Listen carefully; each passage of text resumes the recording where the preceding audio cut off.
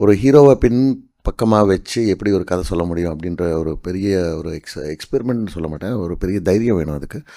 அதை வந்து ரஞ்சித் 2வது படத்தில், அதுவும் அட்டகத்திக்கு அப்புறம் ஒரு பெரிய ஹீரோ கார்த்தி சார் மாதிரி ஒரு பெரிய ஹீரோ வச்சு இது பண்ணும்போது வந்து இட் நிறைய it could go either way. It could be a very risky thing also.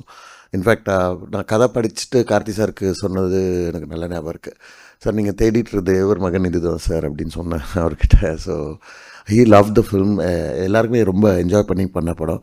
நல்ல எமோஷன்ஸ் பயங்கரமாக இருக்கும், எக்ஸ்ட்ராடினரி பர்ஃபார்மன்ஸஸ். அண்ட் ரஞ்சித்தோட வாழ்க்கையில் நிறைய நடந்த நிறைய உண்மை சம்பவங்களை வச்சு பேஸ் பண்ணி பண்ணது. இந்த படத்துக்கு மெயினாக இன்ஸ்பிரேஷன் வந்து வாங் கார்-வாய் மியூசிக் நிறைய யூஸ் பண்ணியிருப்போம். Wong Kar wai is a Hong Kong director. Is films amazing. கொஞ்சம் ஆர்ட்டியாக இருக்கும், பட் ஆனால் இந்த படத்துக்கு எதுக்கு ரொம்ப செட் ஆச்சு அப்படின்னு சொல்லிட்டு சந்தோஷ்க்கு அனுப்பும்போதே நாங்கள் அந்த மியூசிக் வச்சு தான் அனுப்பினோம். Obviously he had his own style and compositions. But basically இந்த படத்துக்கு வந்து எப்படின்னா, வி நியூ சில படங்கள் நம்மளுக்கு தியேட்டருக்கு போகிறதுக்கு முன்னாடி தெரிஞ்சிடும் இதுக்கு வந்து ஒரு நல்ல பேர் வரும் அப்படின்னு சொல்லிட்டு.